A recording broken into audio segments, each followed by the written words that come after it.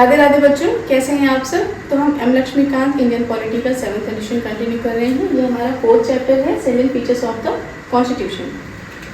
हमने अभी तक सारे फीचर्स स्टडी कर लिए हैं। अब हम देखेंगे क्रिटिसिज्म ऑफ द कॉन्स्टिट्यूशन। ये हमारा लास्ट टॉपिक होगा, ठीक है। अब देखो, जो पहला क्रिटिसिज्म किया जाता है कॉन्स्टिट्यूशन का, वो बोला जाता है कि जो हमारा कॉन्स्टिट्यूशन है ना, वो बोरोड कॉन्स्टिट्यूशन है। उसको हमने बोरो किया है हर कंट्रीज से, ठीक है।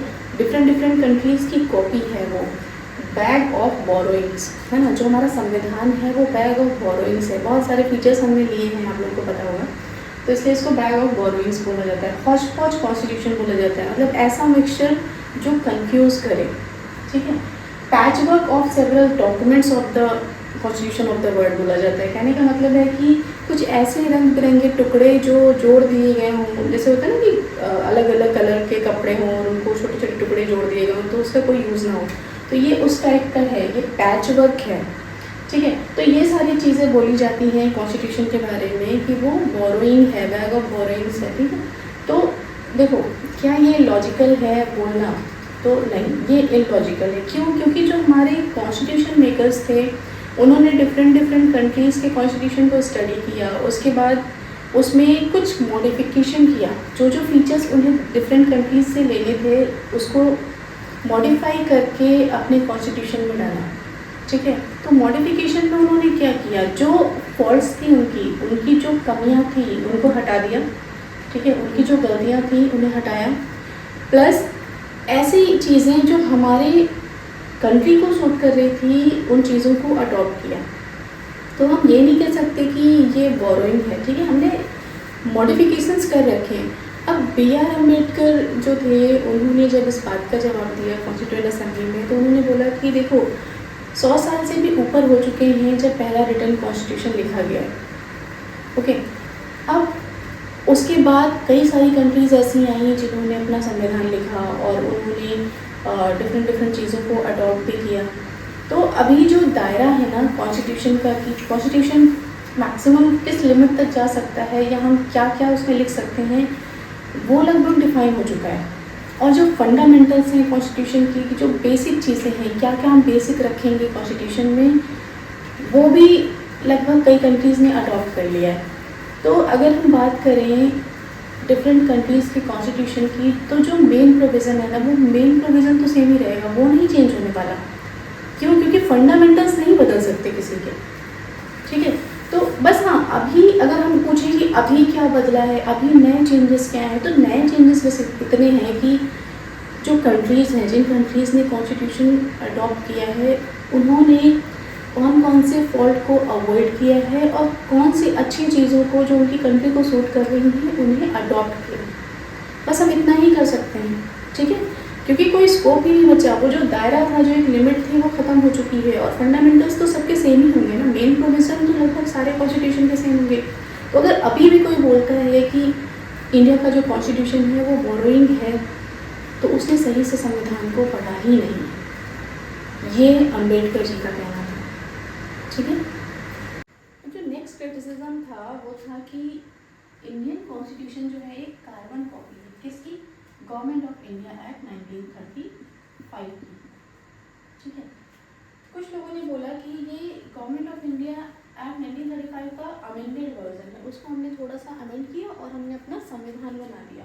कुछ लोगों ने बोला कि ये क्लोज कॉपी है, और ये बोला किसने? ये बोला एन श्रीनिवासन ने, ठीक है। एन श्रीनिवासन ने क्या बोला कि जो गवर्नमेंट ऑफ इंडिया एक्ट 1935 है उसकी हमारा कॉन्स्टिट्यूशन क्लोज कॉपी है, ठीक है। जस्ट लगभग हल्का फुल्का चेंज है, अदरवाइज हमने पूरा कॉपी बांट दिया है, ठीक है।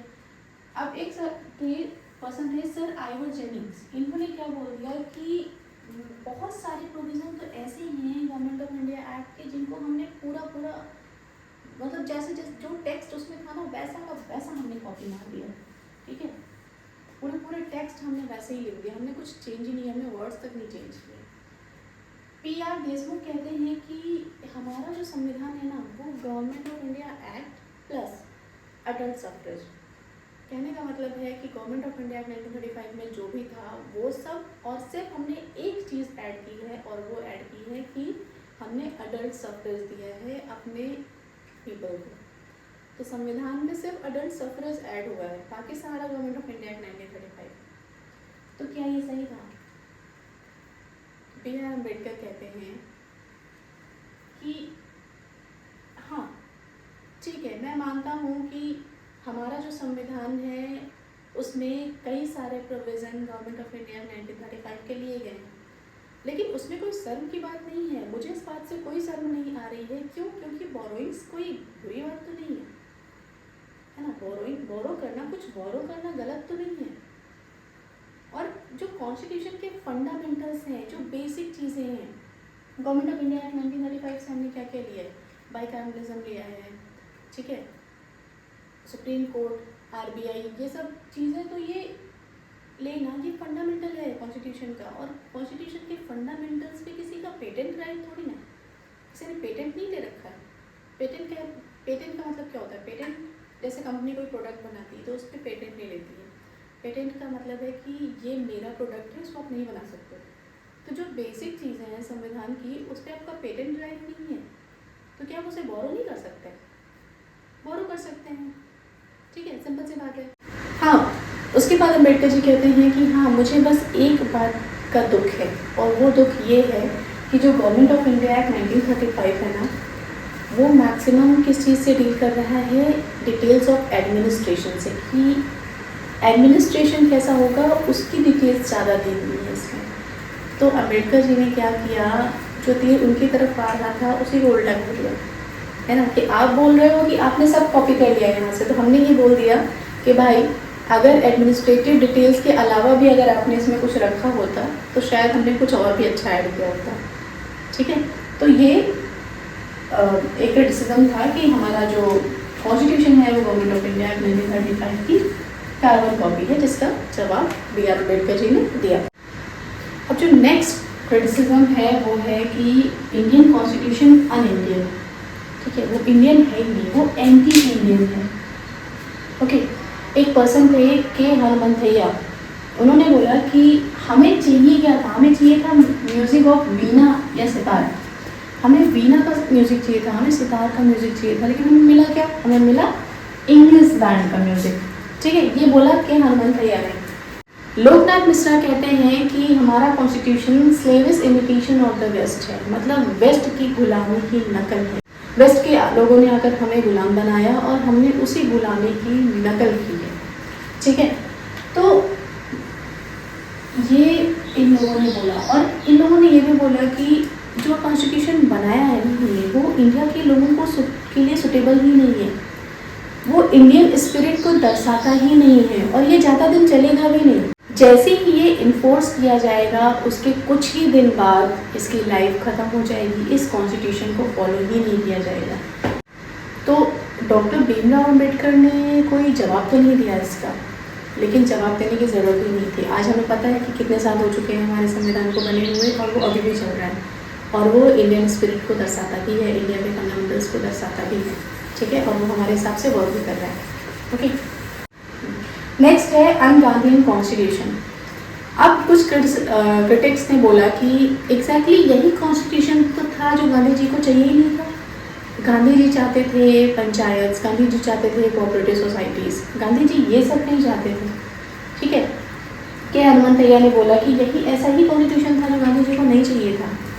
टी प्रकाशन ने बोला कि ये ऐसा संविधान इसलिए बनकर तैयार हुआ है जो महात्मा गांधी जी को नहीं पसंद है, जो हमारे फादर हैं इंडिया के, उनको नहीं पसंद है। क्यों? क्योंकि अम्बेडकर जी ने जो गांधी जी के मूवमेंट्स थे उसमें पार्टिसिपेट ही नहीं किया था। जो गांधी जी के आइडियल्स थे उनका अम्बेडकर जी हमेशा विरोध करते थे, तो उन चीज़ों को अम्बेडकर जी कभी समझ ही नहीं था, और इसीलिए यही रीज़न था कि जो हमारा संविधान बनकर तैयार हुआ उसमें वो बेसिक चीज़ें जो गांधी जी को चाहिए थी वो लाई ही नहीं गई, ठीक है।